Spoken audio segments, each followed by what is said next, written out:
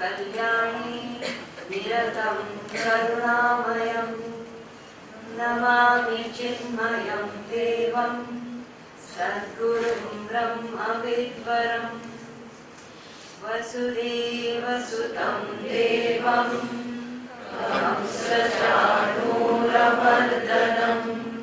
देवकी परमानन्दं कृष्णं वन्दे जगद्गुरुं कृष्णं वन्दे जगद्गुरुं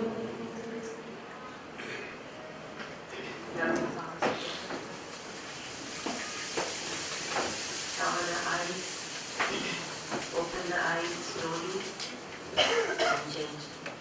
No hurry, no rush. So we had completed the first 3 chapters in the earlier sessions. The first chapter of the Gita is called as Arjuna Vishada Yoga.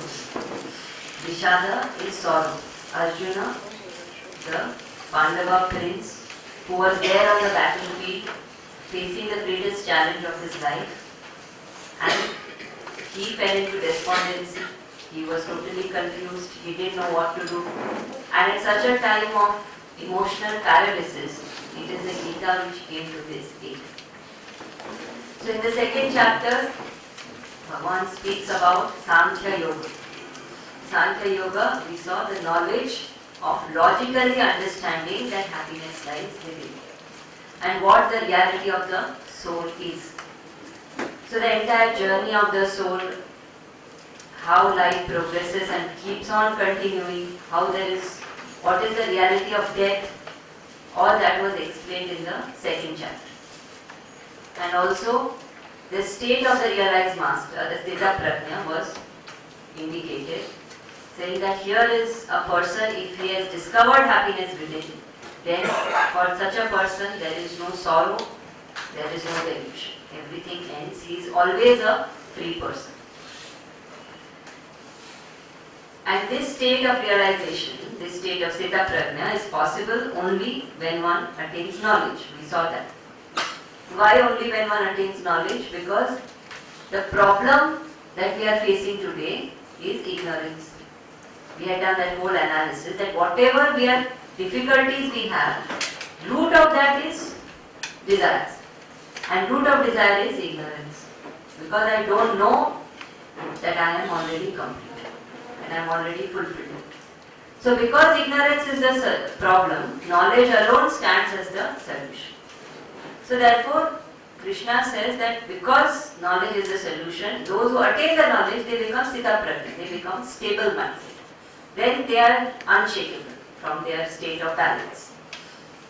So the question Arjuna asks is that if this is so, if knowledge is the solution and knowledge alone can lead me to balance, then why should I do action? Why should I fight the war? Why should I do my duties? I should just sit alone in an ashram and seek knowledge. So that is where the third chapter begins, where the concept of Karma Yoga is introduced, and Krishna says there is no choice in doing action or not doing action. There is no being in this entire creation who can survive even a minute without doing any action. Every moment some other action is happening. Breathing is an action. So action or no action is not a choice. But with what attitude I do the action is what matters. And that attitude is represented by Karma Yoga. So various aspects of Karma Yoga we saw. One was the higher ideal. That whatever action I am doing, I do it keeping a higher purpose, a greater goal, a higher ideal in mind. That same ordinary action becomes special the moment it is done for the higher, for the Lord. Second aspect of Karma Yoga we saw complete egolessness and complete selflessness. If there is even the slightest trace of ego, then that is not Karma Yoga. So where this feeling that I have done an action or something has happened by me is completely eliminated, that moment that action becomes Karma Yoga. And third aspect of Karma Yoga we saw is Prasada Buddhi, where whatever result I get, I accept. So I may expect results. Expecting results is not a sin. But once that result has come, it has happened, There is no resistance, there is no insistence. One says, this is what it is. I can improve it. I can change it. I can strive to get something else. But I don't complain, I don't crave, I don't fight what has happened. What has happened? Has happened. That is the prasad. So that's the main tenets of Karma Yoga. Now such big things are being told, and we also saw that what Karma Yoga does, Karma Yoga purifies and unifies the mind. So when purification and unification happens, then that mind becomes eligible for knowledge. That knowledge which was spoken in the second chapter, right now we are not even in a state to be able to grasp it and identify with it because the minds are not sufficiently pure and single pointed. Therefore, Karma Yoga is the way for all of us. When all these big things are being told, there is a possibility because see, Krishna and Arjuna have grown up together. So when you have a friend and the friend is somebody you played with, you teased around, you've done everything, and suddenly one fine day he gets up on this platform and starts giving lectures, you don't believe him so much. You say, hey, kya apna hi job. Just because he caught me, he's lecturing me around. So koi to bakra chahiye pakane ko. Something like that. So probably that's the kind of expression that Arjuna also had on his face, saying, oh my God, what big thing is this Krishna talking? So Krishna had to clarify that you can treat me as whatever, but this knowledge which I am speaking, don't consider it to be mine. It's not my opinion that I am sharing, this is a knowledge which has come through a parampara, a lineage.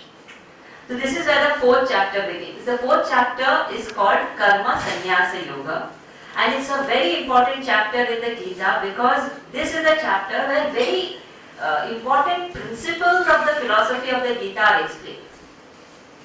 Certain topics which are not touched in any other part of the Gita are touched here and explained very beautifully. So the first aspect which is covered here is the concept of the Guru Shishya Parampara. So Krishna says that this knowledge which has come to you is not something which I am talking out of my understanding. It's something that has been there from the beginning of creation. So to put it very poetically, he says, that it was I who taught it to the sun, and the sun taught it to the kings, and the kings taught to their children, and that's how it has descended. What is the point of saying I taught the sun? Or the sun taught somebody? How can the sun, a ball of fire, teach anybody? The point of saying it is very poetic.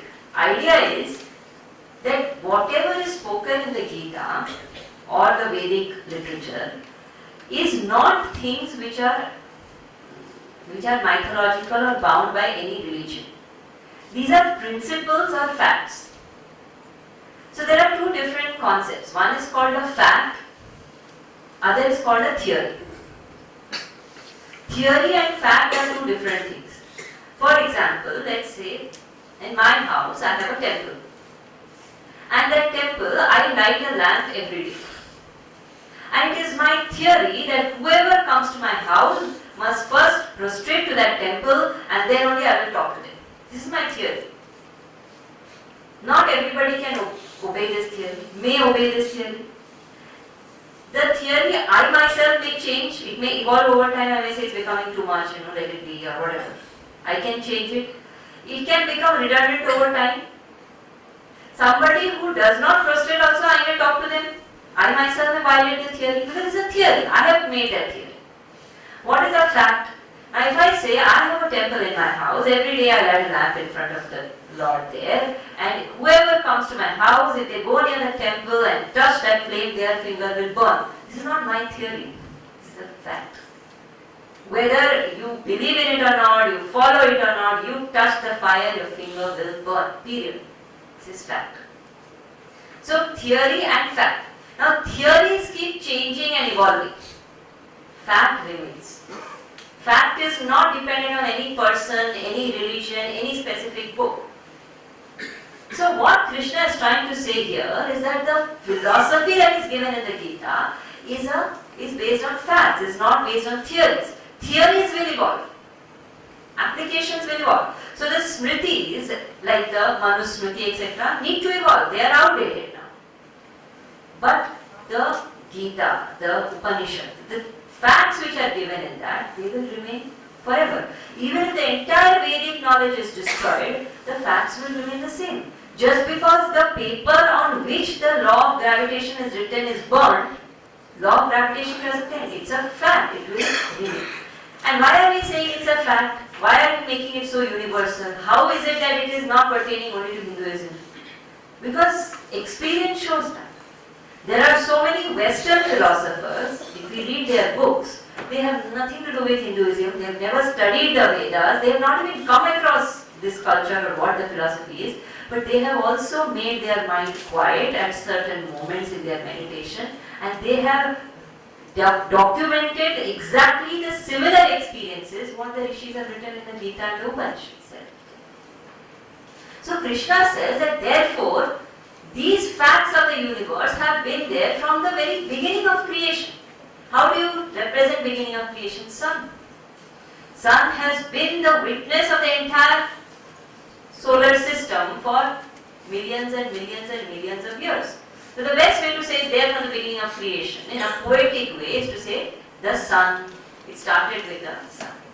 So he says I taught it to the sun. Now when Krishna says I taught it to the sun, meaning the creator from the day the creation has happened has been there and has made these laws in the universe.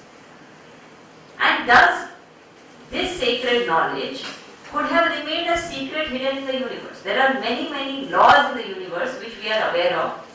And there are several hundreds of laws that we are not aware of. Even scientists share the same opinion. You talk to any top scientist in the world and they will say that science knows a lot of things, but there are so many secrets in the universe which still remain unraveled. So there are millions and millions and millions of laws in the universe which are still untouched by human mind. These laws also would have remained untouched. But there were some people who made their minds quiet and made themselves available to the inner truth, and it was revealed, and they took the pains to document it and to pass it forward. If they had said, I have discovered my truth, I have found my happiness within, that's it, over. They could have stayed happy, lived happy, died happy, but we would have never known it. We would have to do our own struggle to find our truth if we could. But they had that compassion, they had that service-mindedness to make sure they put that knowledge into books, they put that knowledge into the mantras, into the culture in such a way that it kept getting passed from generation to generation to generation. And it needs tremendous amount of dedication and sacrifice. There are so many rishis, so many saints in our culture that we know of. Shankaracharya, Vedyas, Buddha, Mahavir, whoever, different people who have given their life to this knowledge, who have ensured that this passes on to the masses. They are known people. There are millions and millions and millions of others whose names also we don't know. We are not even aware, but they have given their life so that we today, sitting here, can listen to this kind of a thing. It's not easy. So that sacrifice which they have done is what Krishna is trying to draw attention to. See, there is a whole parampara of known and unknown masters who have sacrificed their whole lives to ensure that this knowledge gets passed on and our lives are transformed. They don't even know our names, you understand? And they haven't even bothered to sign their names. None of the scriptures have anybody's name, any author written on it. There's no author. They have just done the work and gone away. They are not bothered. But what is the level of selflessness they had to make that sacrifice? So he says that there are these people. First is to have that gratitude towards these people who are known to us and who are not known to us. And second is to be aware that the fact that we are receiving it is such a fortune. So Krishna tells Arjuna that I am giving you this knowledge which is so precious, which over the period of time has faded also. Now Krishna has said this 5,000 years back, almost 5,000 years back or more. So, sorry? Okay, 5,100, doesn't matter, whatever. So that many years back, Krishna tells Arjuna that, because of the passage of time, this knowledge has faded away quite a bit. Now I am giving it to you. Why? Bhakto sime sakha jeti. Because you are my bhakta, you are my sakha. I am giving this knowledge to you, now you take it forward. This is a responsibility that he is giving to every listener of the Gita, not just to Arjuna. He is saying that you are listening to this knowledge, you pass it forward. Because it's very precious. Very, very few people get it. And if those who got it before us decided to just receive it and keep it to themselves, it would be dead. They made that effort that it's passed on. It's our duty to pass it forward continuously, to contribute towards passing it forward. So, he on one hand is making Arjuna aware of the gratitude he should have that this knowledge has come into his life. Second, to teach him that there is a whole parampara which is dedicated selflessly so that he receives that knowledge, so to have gratefulness towards them. Third is to feel the responsibility that having received this knowledge, I can't keep it with me. That is one of the most important tenets of the Gita. Even till the 18th chapter, Krishna will keep repeating, keep spreading the knowledge, keep giving it away. That's the greatest service possible. That's why we do different programs in Chinmay Mission also, where we constantly focus. Gurudev's dream was this. That it's not just that people should come, gather, listen, go back home. No. Transform yourself and transform others. That's the whole idea. Wake up and awaken. We are starting a new Vedanta course in Sion very soon, which is dedicated to this one single purpose, where we are inviting people who are willing to make that contribution, saying that okay, I am willing to teach Vedanta. I may not have capacity, I may not be the best of orators, but I am willing to teach. Will you train me? We are willing to train. It's a one-year course where there will be weekly classes. We will train people so that they can further conduct one-year course. Now imagine if 20 people get trained and each of them conducts 20 batches of 20 other people, what will be the spread? This is the vision. He used to always say, Gurudev would always say, I don't want too many sannyasis around. I want white clothed people who will be walking, talking ambassadors of the culture. If you all start talking and if you all start teaching even 3 people in your life, the entire culture will be divided. There is a power that we have as students of the Gita. So this is what Arjuna is being told by Krishna, that here is the knowledge which started with me, which has been there from the beginning of creation, is being passed on so selflessly, and you are receiving it because you are my Bhakta and Sakha, you are dear to me. You think about it, we are marveling that there are 200 people sitting in this class. If you think about the population of India, think of the population of Sion, forget Mumbai, Sion. What percentage is sitting here? And how rare, how exceptional are each of those people who are getting to hear this Gita? Special, isn't it? So when such a special opportunity has come to us, how special should each of us feel? That is what Krishna is trying to make Arjuna feel. But Arjuna is like all of us. After listening to all of this, his focus is not on being grateful for the blessings that he has. He asks a very gross kind of a question. He says, Krishna, you are saying all of this. Okay, this is all fine. I'm Bhakta and Sakha and that's what you're sharing. No, fine, okay. Put that aside. Tell me, you said you taught the knowledge to the sun. How is that possible? I have seen you grow up in front of me. The sun has been there from the beginning of creation. How can you have taught the sun? Imagine, what a gross question. Does it really matter? This is how we are. We ask gross questions because our minds are gross. I remember once I was attending Guruji's Ramayana talk. He was talking about Sundarkand. So, Hanumanji, is in Ravan's court and Ravan doesn't offer a seat to Hanumanji. So, what Hanumanji does is, out of his intelligence, he makes his tail really long and he coils it up and makes a seat out of it and sits on it. So Guruji describes this whole thing and then the Ramayana goes on and how Hanuman communicates, all of it. Talk is over, 1.5 hours. This person comes there, prostrates to Guruji, says, Guruji, I have a question. Guruji says, yes, please ask. He said, you said Hanumanji, didn't get a seat and he coiled his tail and all of that. Understood, great. Now tell me, what was the length of the tail before it became long and what was its length after it became long? Does it really matter? I'm telling you the practical experience, I saw it happen. But our minds are such, we keep asking these strange questions, focusing on the immaterial. So Arjuna is like us. So he is asking, not focusing on what a beautiful thing Krishna just said, just like that you are my friend, you are dear to me, that's why I am giving this knowledge to you, which is so rare. Instead of focusing on that, he says, how is it that you gave this knowledge? I have seen you grow up in front of me, but the sun has been there always. So this is where another very important concept comes in, which is the concept of incarnation. So there are two concepts, one is incarnation and the other is reincarnation. Do you think these two are different? There is no minus marking, you can say yes. No? No. Sorry? Birth and rebirth. Incarnation, reincarnation. Are they same or are they different? Same. How many say same? Nice. I have fertile ground to great wrong machines. They are not the same at all. So incarnation refers to avatarva and reincarnation refers to punarjanmavad. They are two different things. Punarjanmavad is what we studied before. In the second chapter, we discussed that whole thing about laws of karma and how people go from one life to another and how karmas get together and fructify and all of that. That is Punarjanma.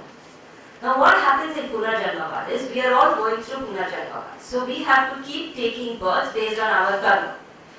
There is where I don't have a choice. I have a choice in choosing my karma, but I don't have a choice in what happens after. The results are there and the results of my karma will pull me from one experience to another experience to another experience. I can't help it, whether it's good or bad.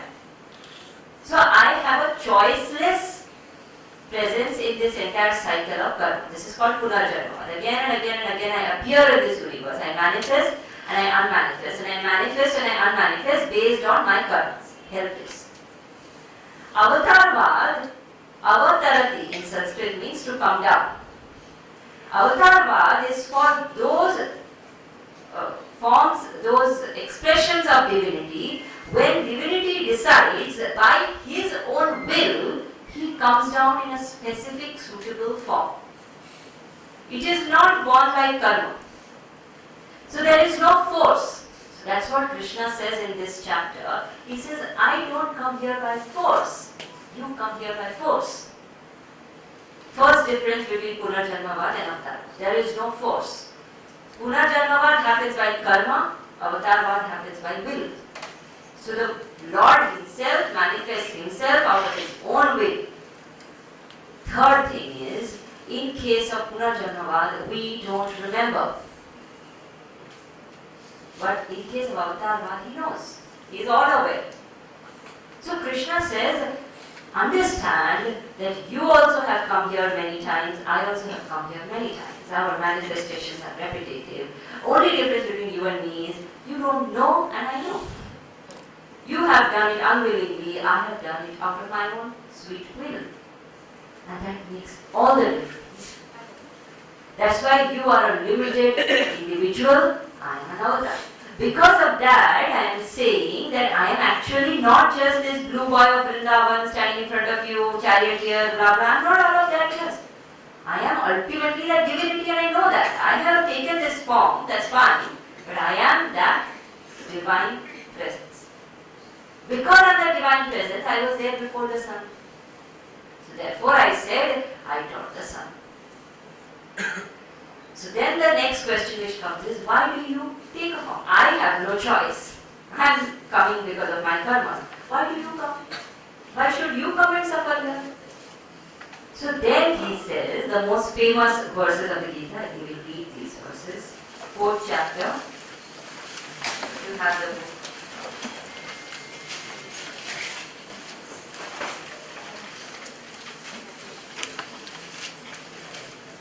Verse number 7 and 8.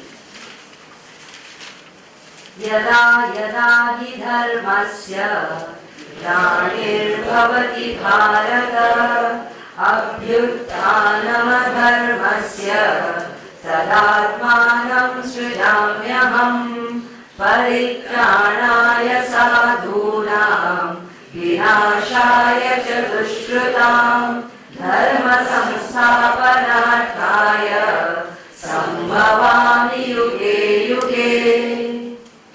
So here, why Avatarvad and what is the role of God in this whole thing is explained.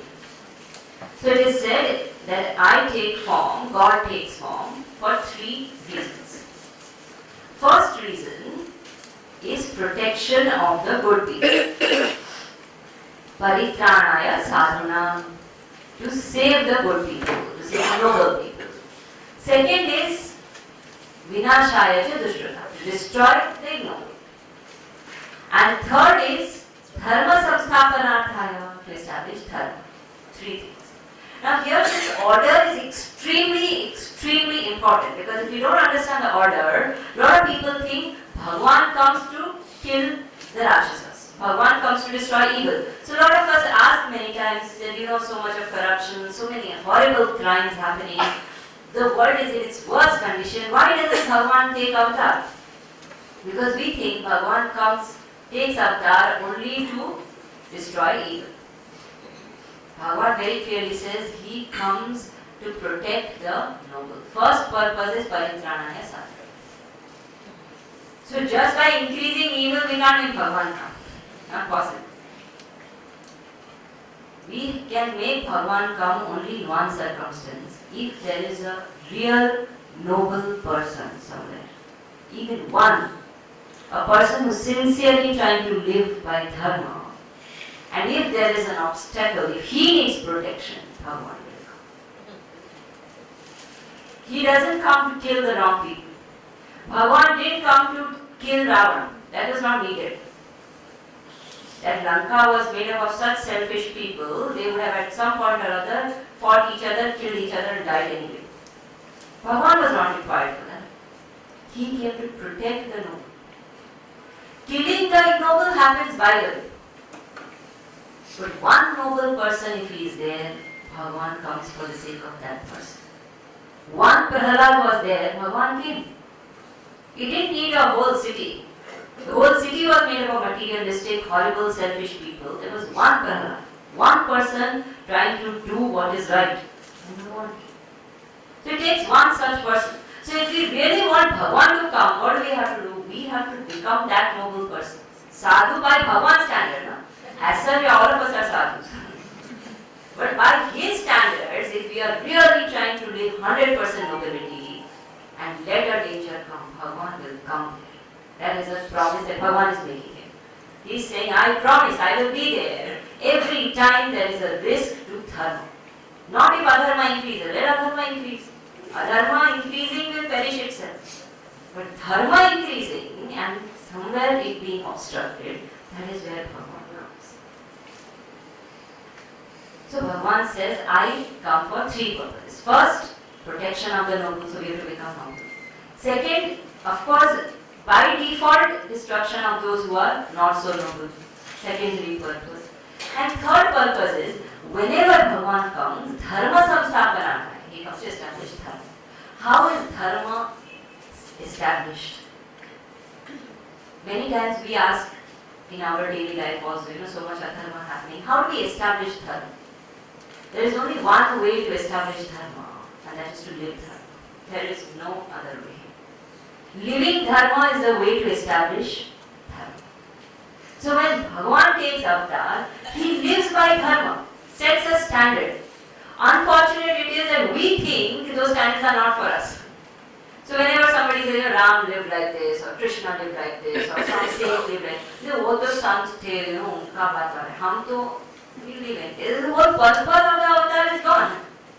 The point of divinity coming in a particular form in my life is to tell me these are the standards of dharma that you have to follow.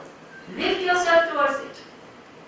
So that is the purpose why Bhagwan comes. You see, in every avatar, whichever avatar you take, whichever saint's life we take, saints are also avatar. Saints are called Nitya avatar. They are ever present.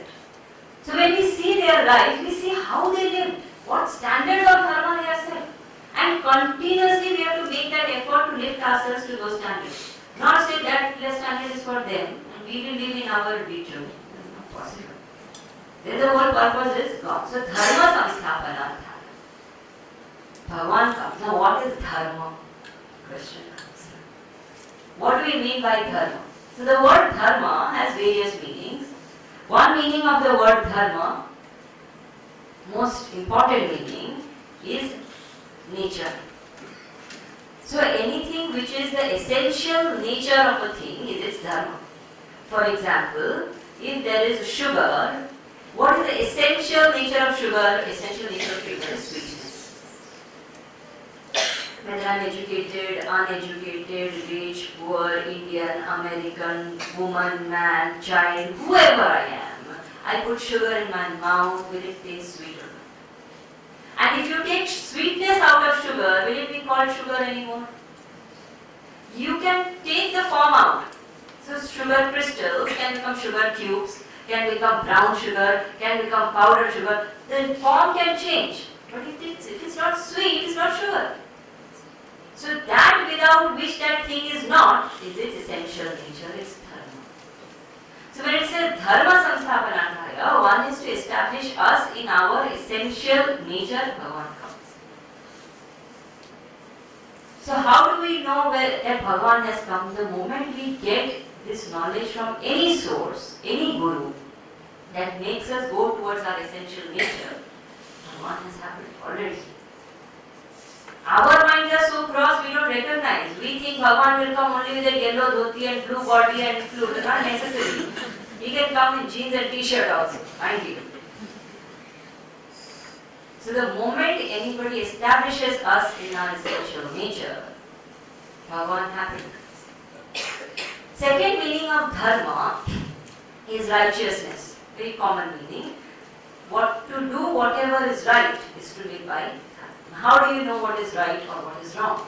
Because many people in the society consider right and wrong to be relative.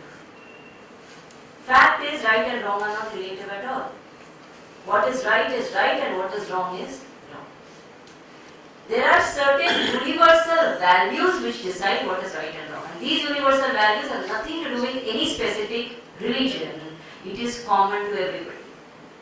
For example, in no religion, no caste, no community, nowhere, in no culture in the world will they tell you to kill somebody is right, to love somebody is wrong. Nowhere will they tell us to lie is right, to tell the truth is wrong. Forget telling, even if we are never taught, even a child who grows up on the street who is not taught any values, he may lie to others, but if somebody lies to him, he does not like it. Why? It is not natural.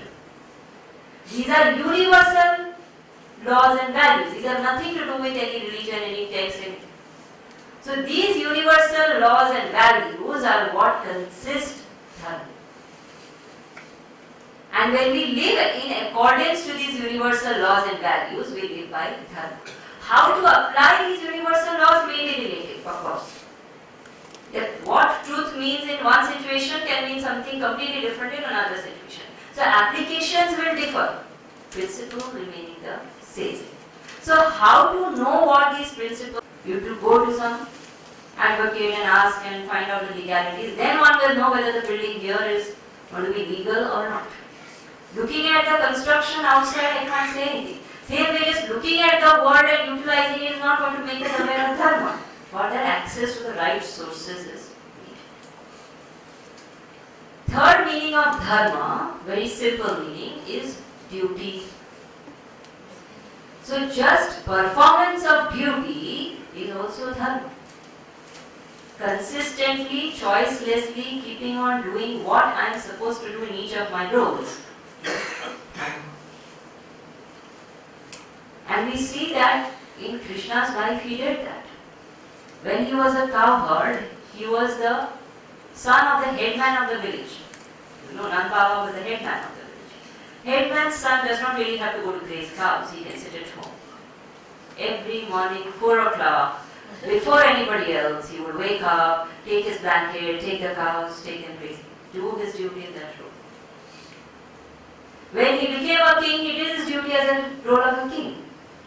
When he became a charioteer, it is said when he was a charioteer, in the nights when all the soldiers would sleep, during the battle, he would actually sit and massage the feet of the horses. Duty of a charioteer complete.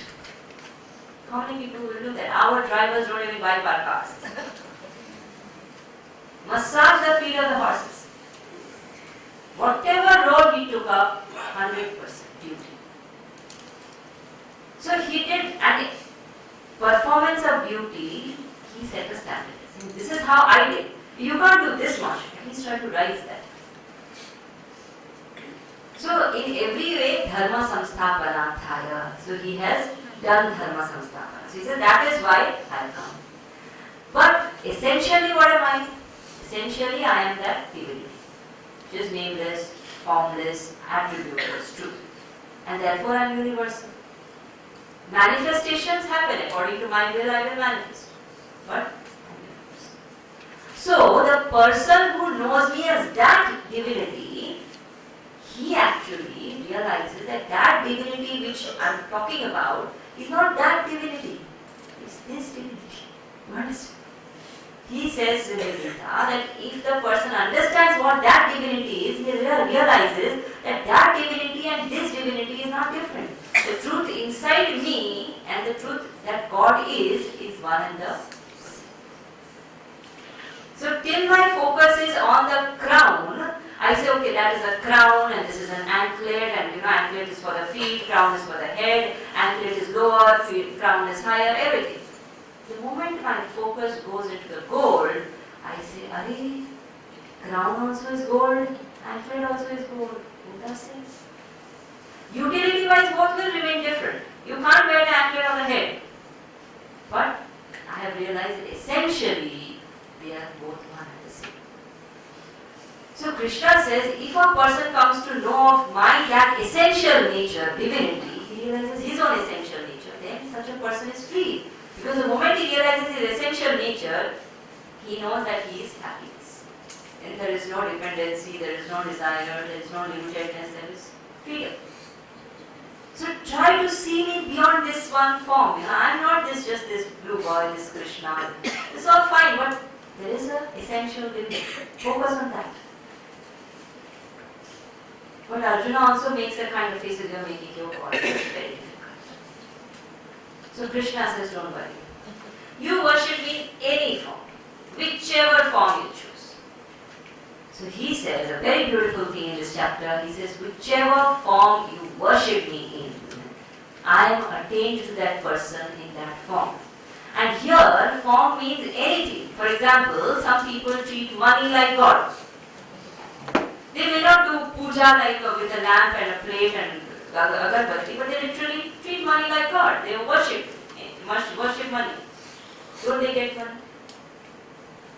Person who worships fame gets fame. Person who worships people gets people. So he says, whatever form you worship me in, ultimately everything is that divinity only.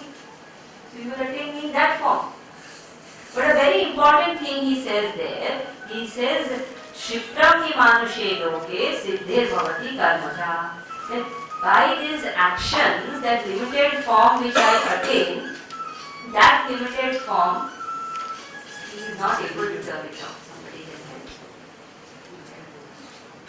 So, don't worry, it's okay. So now, because of that limited form, whatever limited form I am worshipping, I will get a limited result, which will be more immediate, no doubt. It will be far more immediate than the whole result of listening to Gita, reflecting on it, sitting in meditation, realizing they are very difficult. You worship money, in few years you will make money. Easier. So Bhagavan says, in the world it is far easier to get that result, to attain me in whichever form you are seeking me, but that result will be very, very temporary. So you choose. You want temporary? Most people want temporary. Most people like instantaneous things. We live in an instant world. Instant messages, instant coffee, instant noodles, instant pizza, instant everything. So we like instant. So if you want instant, you worship any instant, any object, you will get that. But if you want instant, remember what comes instantly goes instantly. Now, if you want permanent, then you seek me as that. The choice is ours. He has left it to us. He doesn't force. He says, this is what will happen if you do this is what will happen if you do this. Now it's up to you. Then a very important concept comes in, the concept of caste system. Now he says that there are these 4 castes, Brahmana, Kshatriya, Vaishya and Shudra. And socially they have taken a very ugly form. So now of course we also discard it. But the point is, he makes here a very important point, it's said in the Gita, that these castes are actually never what is practiced. They are not based on birth, first of all. He says that. They are not based on birth. They are not hierarchical in nature. It is not that Brahmana is higher, Kshatriya is lower, then Shudra is lower. It is not high and low. These castes are temperamental. So he says, Guna and Karma. Guna, Karma, Vibhagashaha. These are the 2 ways to do the division. Guna and Karma. So temperamental. According to the personality of the person, he is called either a Brahmana or a Kshatriya or a Shudra or a Vaishya. So a person who is very brilliant, intellectual bent of mind is called a Brahmana. A person who is a leader, who is a management person, who knows how to bring people together is called a Kshatriya. A person who is very, very commercially smart is called a Vaishya. And a person who is an executor is called a Shudra. These are personality types. And even if we don't use the words because they became very ugly because of social exploitation, don't we do these categorizations even today? Every organization, every class, every family has these types. So supposing you are planning a picnic, there will be one person in the family who will say, I will do the entire planning, udhar kya karna hai, kya game, everything I will take care. Brahmana. There will be somebody who will say, you don't worry, I will call all the relatives, make sure they are there. Leader. He knows how to bring people together. There will be a third person who will say, I will give you the best deals in the resort. Vaishya. And there will be somebody who will say, I am not worried about all this. You all tell me what time you want the food and all the arrangements done, I will do it. Execute. So the personality types exist throughout the universe. So Krishna says here that this system I have created, not as a hierarchical system, but as an interdependent system to understand the temperaments of people. So it is not necessary that in a Brahmana house, a Brahmana only is born, because it is temperamental. So even in a teacher's house, a businessman can be born, a Vaishya can be born, and in a Vaishya house also, Brahmana can be born. It doesn't matter because it is not based on birth. It is entirely temperamental. Now why this temperamental division is necessary? We may not do it today, but we take our children for aptitude tests. And what does the counselor tell us? He is an orange personality. It's just another name, isn't it? They have these, banana personality, orange personality, apple personality, grape personality. Same description they will tell you. He's a leader, a Kshatriya, that's all. Just the word is different because the word has become a taboo. But the concept is we need those temperaments to recognize our own life path. Only when I know what my tendencies are, I will be able to choose the right path in life. So therefore this division is necessary, because if I know I am a Brahmana personality, I know what are the options open for me, what kind of path I will be happy in. Also it works during marriages. Not the way it functions in the society today, the Brahmana family goes to Brahmana family, not like that. But a person who is intellectually bent of mind, wouldn't any parent look for somebody similar for that person? Naturally. If somebody is a good business person, would they look for a similar minded person? It's good, they will come together, they will get along better. That's all. So we see in the society also doctors marry doctors, teachers marry teachers. Similar personalities marry each other because match of character. So Krishna says this is something which is not social. This is something which is natural, which is there. Now why should this categorization be there at all? Can't we do without it? We can't do because the human mind understands things by categorization. Science also categorizes noble gas and what is that? Some gas, something. Inert gas, all that. The category, categorization, even when the lady gets vegetables, she categorizes. These will be the phrase, these 2 दिन में बनाएंगे, next week बनाएंगे. She does her categories. Every moment the mind categorizes because the human mind understands only like categories. So even if I don't categorize as Brahmana, Kshatriya, Shudra, Vaishya, I categorize in my mind in other ways. So even a teacher will say those are the dull students in the class, these are the backbenchers, the front benchers, the bright ones, the co-curricular activity group. So there are all these categories. So Krishna says this is a natural thing, it was there, it will be there. And I have created it means the society, the creation has it by default because human minds are different. But then, the moment he says I did it, it should not be like, he actually sat and created these different worlds. It's not that kind of a creation. So he immediately clarifies saying, but don't think I actually sat and did it. It happened. That's the way creation is. I'm just saying it that way. I actually do nothing because divinity does nothing. The presence of divinity makes the universe happen. How? Like the presence of petrol in your car makes your car drive. Petrol is not driving the car. But the presence of the petrol makes the car. Same way, the presence of divinity makes the world go on, makes the nature function. The presence of electricity makes the light be there. Electricity is not light. Village people say that. So if electricity is gone, they say light chali gayi. Electricity comes and light aa gayi. Light kya kahega? Light is there only. The presence of electricity makes light glow. The absence of electricity is yes. Electricity's presence alone is there. Electricity is neither moving with the fan, nor cooling with the AC, nor heating with the microwave, nor blowing with the light. Electricity is just present.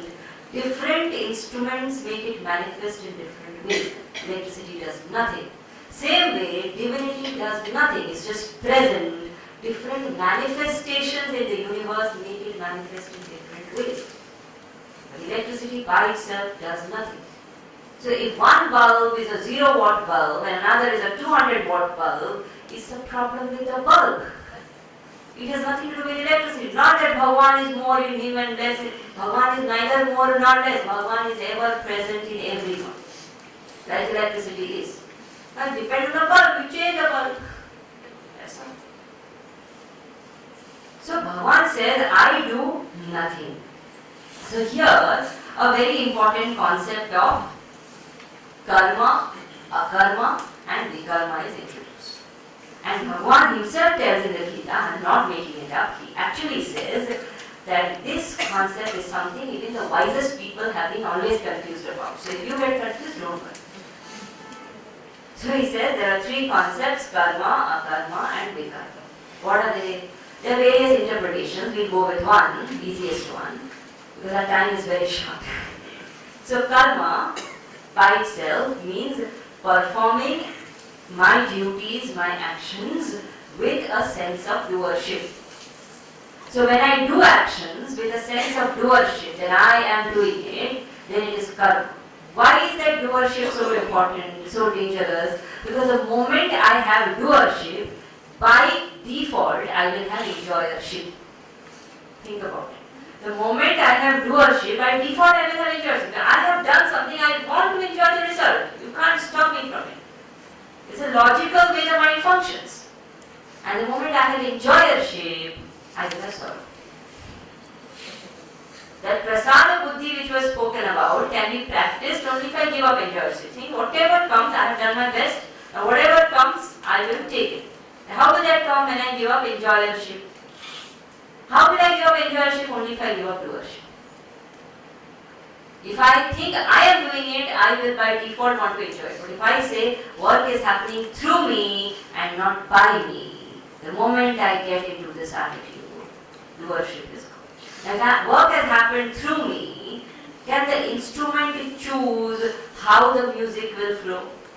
The flute can't make that choice. The flute has to just be empty, hollow and place itself in the hands of the Lord. The Lord will breathe into the flute and the music will just flow. Flute makes no choices. So when I say I am an instrument in the hands of the Lord, I am just a flute in His hands, music is not my choice. Doership goes, enjoyership goes.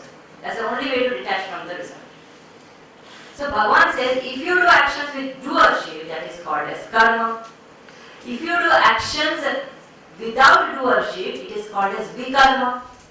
If you don't do actions at all, it is called as akarma. There are a lot of lazy people who don't do their duties. They are akarma. Now Bhagavan said that there is a possibility that one looks like the other. That's why this explanation is confusing. There is a possibility that someone is, doing a lot of seva work, and you see him doing work in the ashram and doing work here or there, serving, service-oriented work. So on the outside, it looks like he's doing vikarma. Lot of great selfless, egoless action.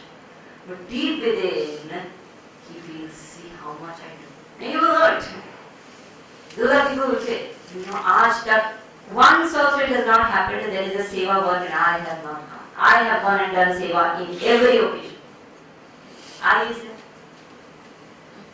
The moment we tell them, don't do this work today, let somebody else do. You. As if it's their right to do seva.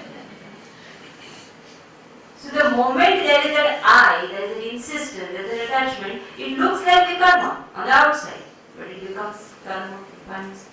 There is a possibility that somebody is there who is doing ordinary household work or business work, but it's absolute egolessness. On the outside it looks like it is karma, but the attitude in the person's mind is, I am not the doer at all. He is doing vikarma.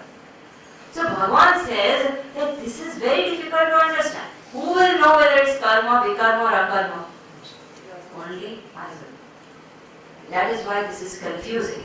One has to be extremely alert to be able to discriminate the three and to choose the right way of action. And how does one ensure that happens? So in any science, there are 3 steps. You go to any science class. First is the step of theory, where the science teacher tells us the laws and the law of displacement and all different things. It teaches us, makes the diagrams, does everything. There is a theory class. From there, they take us to a practical laboratory.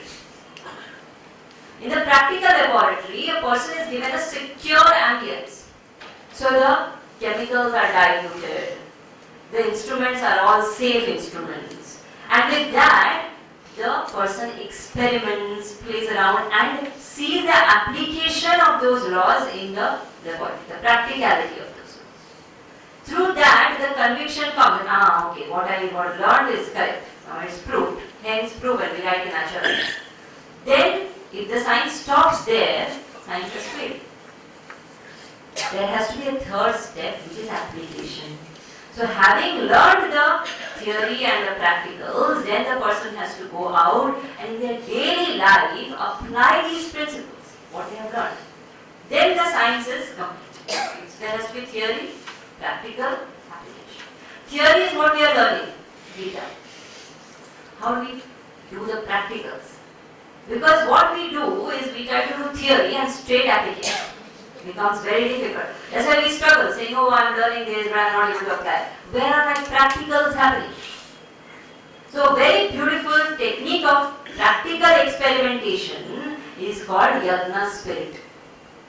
Where certain people who are selfless or relatively selfless come together for a noble cause.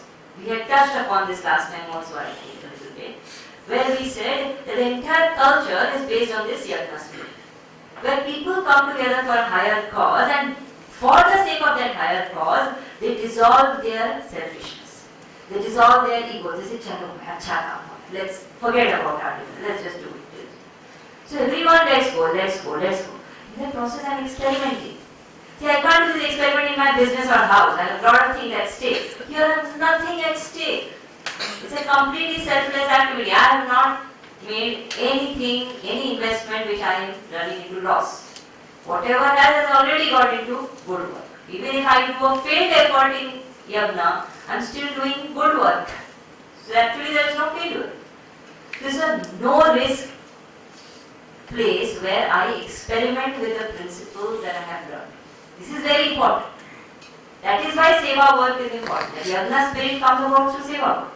When that is done, the person should be alert. This principle should be understood that seva work is not also permanent.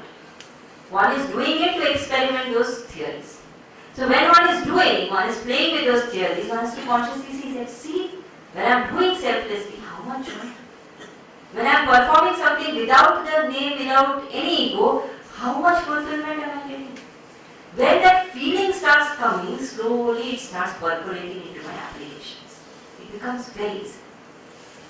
So Bhagavan here says, therefore you practice seva bhava, you practice this yagna spirit. It's a spirit, it's not an action. So with that attitude of yagna, get together and do things for a noble cause. Then it is said that whatever actions we do can bind us or can also be means of evolution. How do we do that? For that the entire life has to be made into a sadhana, has to be made into a yajna. So then Krishna tells this very beautiful verse. He says that, in case of the realized person whose intellect is stable, whose mind is absolutely rebellious and detached, every action is a yajna karma. So the famous verse of the Gita, which is often chanted before food and unfortunately has come to be recognized as a food shloka, is what Krishna then indicates. We will chant this, the 24th verse of the 4th chapter, together. Brahmarpanam brahmavi brahmanyau brahmanahutam brahmaiva tena gantavyam brahma karma samadhina. This is not a food shloka. The reason it is chanted before food because food is the grossest form of enjoyment that we go through 3 times a day. So 3 times a day, and in our case in modern life 4 times a day. How many times? 6 times a day.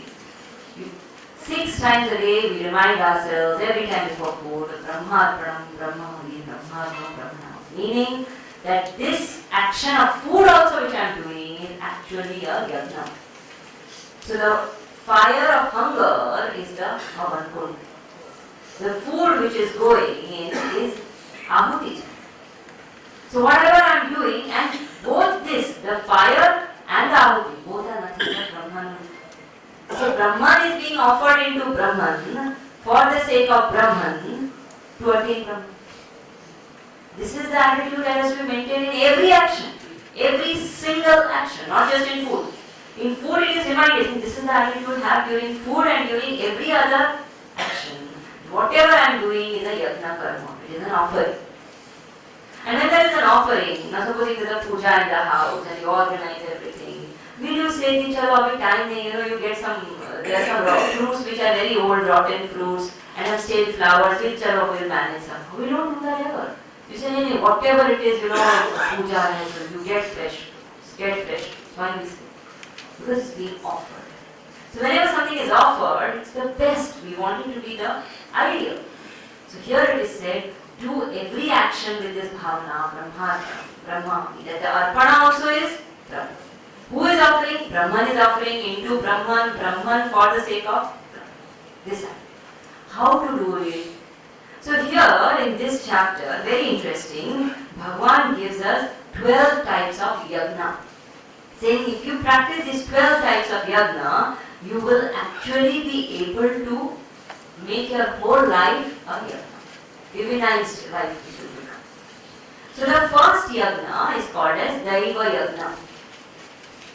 Daiva Yajna means offering to Devata. So the simple bhavan where one sits and offers. So the first type of yajna. Second type of yajna is called Brahma Yajna. Brahma Yajna is where in the seat of meditation, into the fire of knowledge, I offer my ignorance. So when I sit and I contemplate and I am doing yajna. So meditation also, contemplation also is a yajna. Then the third type of yajna is called Indriya Yajna. Indriya Yajna means whatever I am perceiving with the senses, which is a yajna. saying whatever I'm seeing, hearing, tasting, touching, it's not an ordinary action of enjoyment or pleasure. It's a yagna. The moment I say it's yagna, will I see some nasty images? Will I hear gossip? It's yagna. Best things are to be offered. So the whole sense perception is divinized. Saying Indriya Yagna. Then the fourth type of yagna is called Sanyama Yagna. Sanyama Yagna, living in some kind of a self-control. So the moment I practice self-control, it's a yagna. In the fire of my control, I am offering all unnecessary impulses. So one of the best ways to practice Sanyama Yagna is delayed gratification. Simple. Because the moment impulse comes, impulse is powerful, it pushes us. What do? I say, I'm going to fulfill this impulse. I'm not going to let it go, but I'll do it later. I just postpone it. And we will realize how much that postponing helps. Especially when we are upset, and nowadays with all this communication being so fast, immediately I want to send an SMS, I want to shoot a mail, I want to do something. Say, I will do it. I'm not going to leave that person, but I will do it after 1 week. And most people say, "Arey, tab tak to pura thanda ho jayega." No use. That is our purpose. That if it's going to become thanda after 1 week, why make it so garam now? Leave it. It's not worth it, isn't it? So delayed gratification is a very powerful way to practice Sanyama Yagna, self-control. Then the fifth kind of yagna is called Dravya Yagna. Dravya Yagna, charity. So in the relevant places, one gives Dravya, wealth. The moment that yagna is done, it is said one's entire wealth gets divinized and purified. So whatever is left with oneself also. There's a power of charity. So when one gives, giving enriches the person who's giving. Therefore, giving is never for the others. Giving is for oneself. Because it increases my selflessness. It increases my possessiveness towards what I have. But in Gita, the concept of dana, of course, it will be explained more in the further chapters. The concept of dana is never out of penury. It's not that I don't have anything and whatever I have I give it away and I become a pauper. It's not that kind of a dana. Dana in the Gita is that one puts forth effort to get so much that one is able to fulfill one's need, one's family's need and give to the society. One can't not have and give, but one makes that effort to have enough so that one can support the society. The purpose of earning then no longer is me and myself. The purpose of earning then is supporting the society. I am earning so that I can give. That is Dravya. Then when we give, many people say that giving should it be to the right person, should we choose who we are giving or we should just give blindly. Then there is this whole theory that trees don't choose. You throw a stone, irrespective of who you are, what you are, tree will give fruit, tree will give shade. That Guruji says very beautifully. He says, but you are not a tree. You are a human being who has been blessed with an intellect. And therefore it is important to think and give it to the right and deserving place. Because we are not owners of Vaikuntha. If we are, then our resources are unlimited. Then we can keep giving wherever. Now the moment I give at what is called a kupatra, I am depriving a supatra. The moment I give an undeserving person, I am depriving a deserving person. So that's why, because I have the power to give, the Dravya Yagna must ensure that the right person is given the Dravya. Then the purification happens.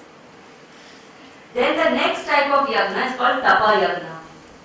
So any kind of tapa or austerity that is practiced is a Yagna.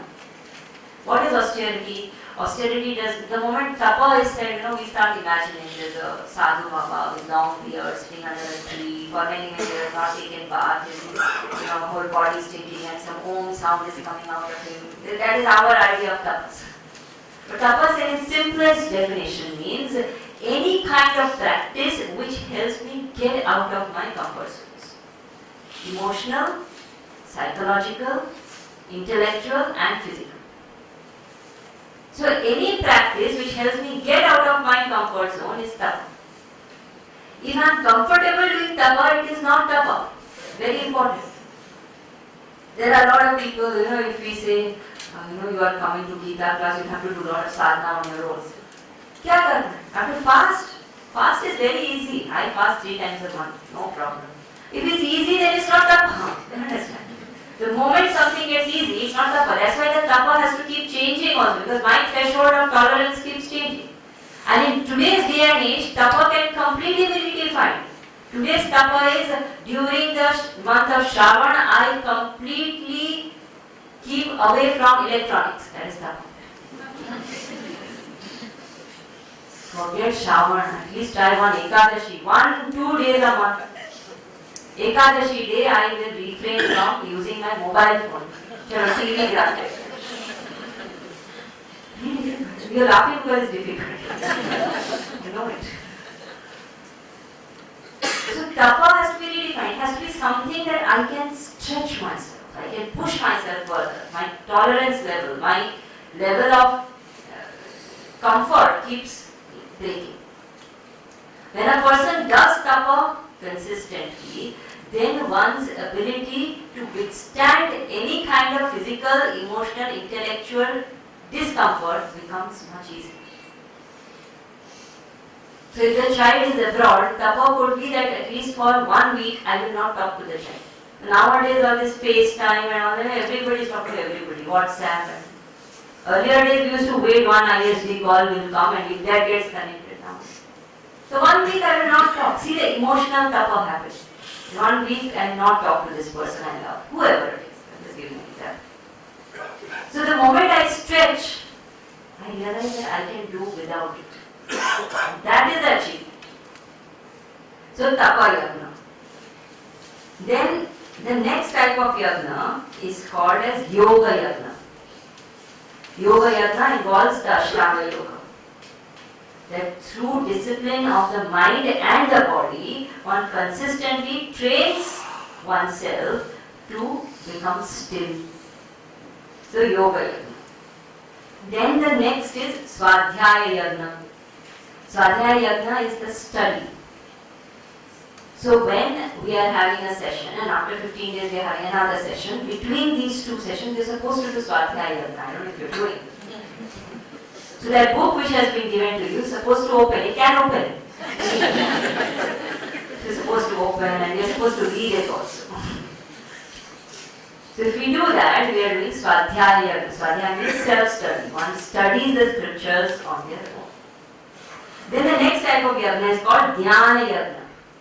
Dhyana yagna is this what we are doing. So in the fire of knowledge, the ignorance is getting offered through the medium of speech. So all the talks, discourses, satsangs, pravachans all come under the category of Dhyana yagna or any other form of prachar work. Like even publishing or distributing a book is a Dhyana yagna.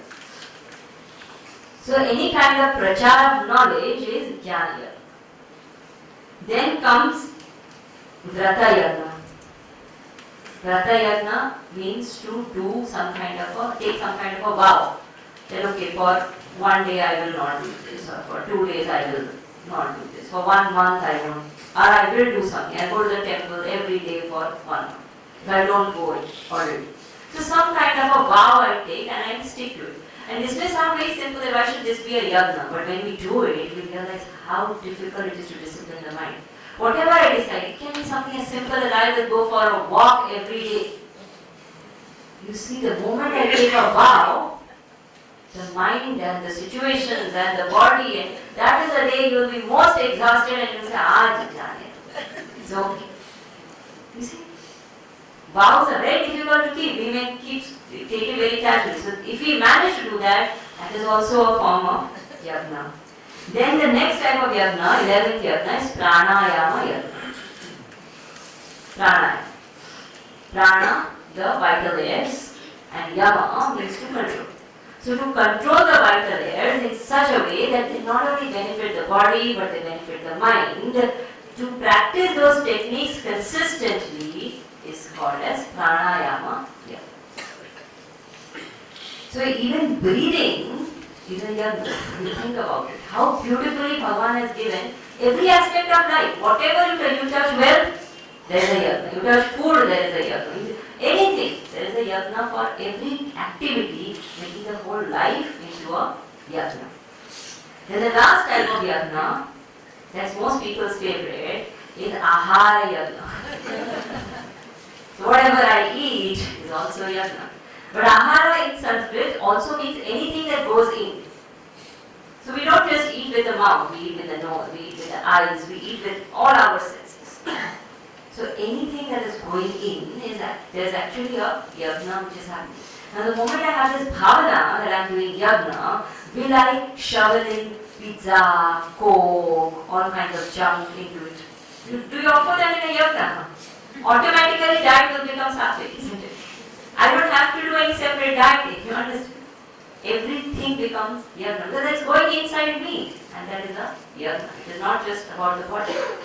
The whole attitude in life becomes yajna spirit, yajna bhavana.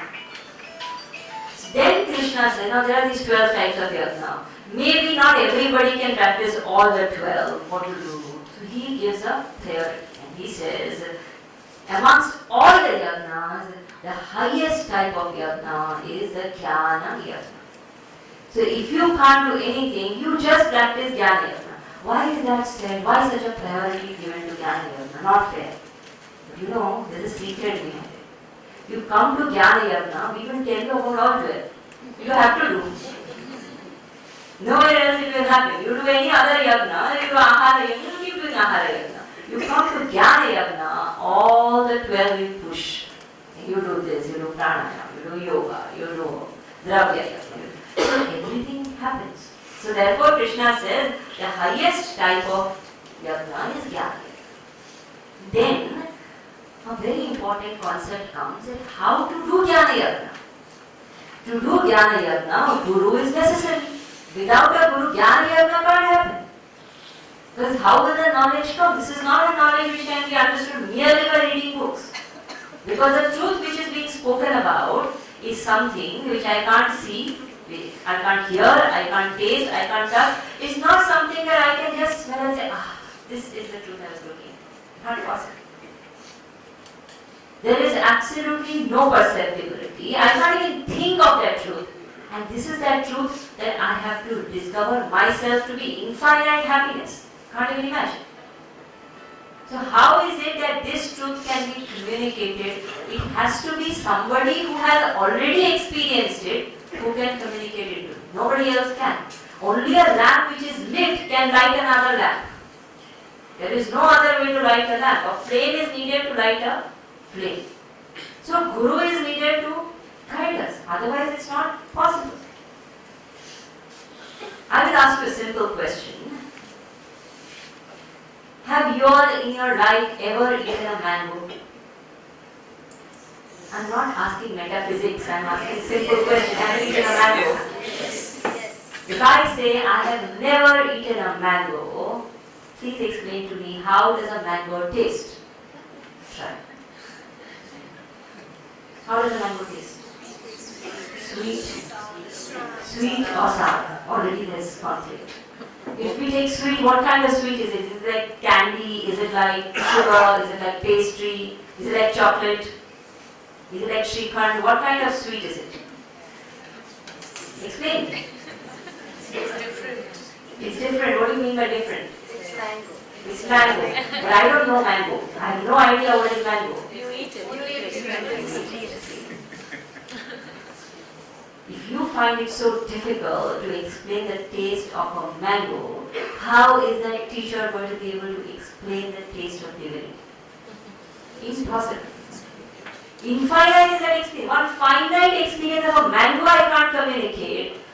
Here is a teacher who has experienced infinity. And he is there to explain it to us. So to be able to find a guru itself is rare. Having found a guru, the next step is to be able to tune. Because what he is going to say is something out of the world. Tuning is required. Without the tuning with the guru, not possible that the knowledge will flow. This transmission of this knowledge is possible only in an ambience of love, faith and tremendous amount of tuning. Because ultimately, whatever we speak about is not the truth. Really, the moment I say infinite happiness, 200 people sitting here have formed 200 different concepts of infinite happiness. And infinite happiness is beyond all concepts. You understand? It is not any concept, but the mind will form concepts. And each one of us have formed 200 concepts. So basically, the word infinite happiness is not really implying what the truth is. And no word can imply. So at the end of the day, the Guru can communicate to us only one language, which is silence. And to understand somebody's silence needs tremendous amount of tuning and love. Without that, it's not possible. You can't understand the silence of a person on the street. You can understand the silence of your spouse. You tuned up with that person. It takes time. So Krishna says, go to a Guru and do what? First he says, pranipatena. First fall at his feet. Fall at his feet does not mean that go and do physical pranam. That's not the whole idea. Pranipatena means surrender the ego. The moment I surrender the ego, how will surrender of the ego be visible? Very clear, the moment I surrender the ego, there is explicit obedience. There's a sign of surrender of the ego. If I am still resisting my Guru's instructions, it means I have not yet surrendered. I have maintained myself. Maintaining myself, I have got to the Guru. Zen philosophy says going to a Guru is like putting your head inside the jaws of a tiger. Don't expect to be saved. That's the only way to go to a Guru. Complete surrender of the ego. It won't happen immediately. It doesn't even happen in a marriage. So initially both have their individuality and they are maintaining and going. Then slowly over the period of time, as years pass by, both reduce their ego, make it softer, make it let go. Slowly there is no ego in that love. So when in old age we see that husband, even if the wife is terribly sick, is ready to wipe her fecal matter also. Why that love has come? Why that ego has completely gone away? Years of tuning and love. So surrender will not happen overnight. It's not like I meet a Guru and I surrender. It takes time to bring about that surrender. So how do I bring about that surrender? He said, sevaya. Through seva.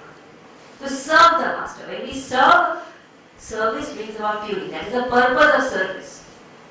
So there are different types of different levels of disciples. One is a disciple that the Guru says, get me warm water, and the disciple gets cold water. That's one type. Second is, if the Guru says, get me warm water, the disciple doesn't get anything, doesn't even bother. Third is, the Guru says, get me warm water, the disciple gets warm water. Fourth is, the Guru does not even have to say. The disciple knows exactly what the Guru wants. That is tuning. When that level of tuning is there, only then, without even the Guru speaking, I will know the truth. Intuitive communication starts happening. That is the purpose. So therefore Krishna says, first you surrender.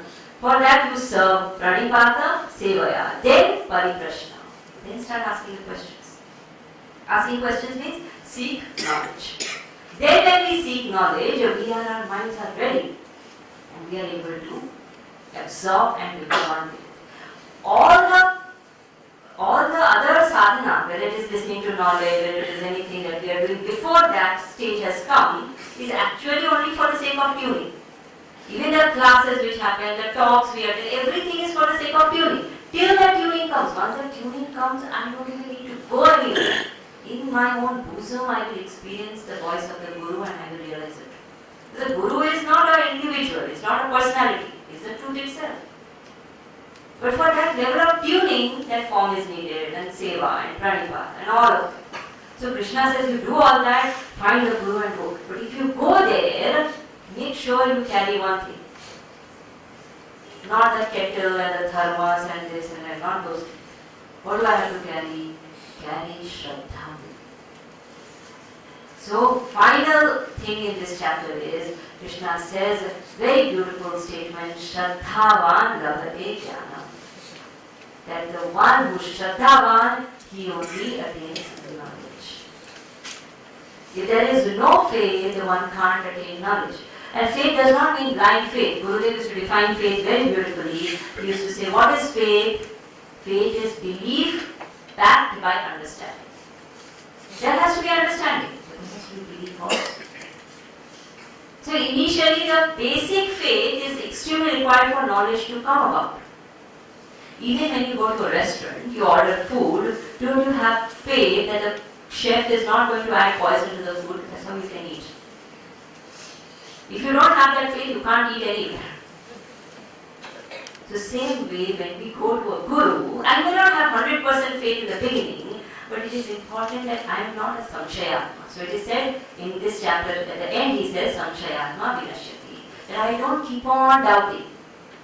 If you have a doubting tongue, he nonsense. They must listen, try it. Then if it does not work, reject it. Gurudev always used to say, longer the beard, greater should be the suspicion.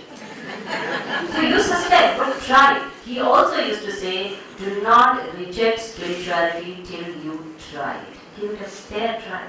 We are all intelligent people. If we really objectively take the knowledge, analyze it, reflect on it, apply it, we will know whether it works or not. But we need to do it. So for that basic faith is needed. That okay, something is coming, let me try it out. So he says, Shraddhavan labhate jnanam and samshayatma vinashyati. So very, very beautiful chapter of the Gita completes here, where finally Krishna says, I know one thing. Because I'm saying all of this, don't think it's very difficult. Knowing the truth is your birthright. It's something that we are all born here for. We just have to do it. That's all. This is the clarion call of the Gita, and with that the 4th chapter concludes. We will meet back. Anyone of the date? 20th of December, we meet back for the 5th chapter of the Gita. Any other announcement? Om Purnamada Purnamidam Purnat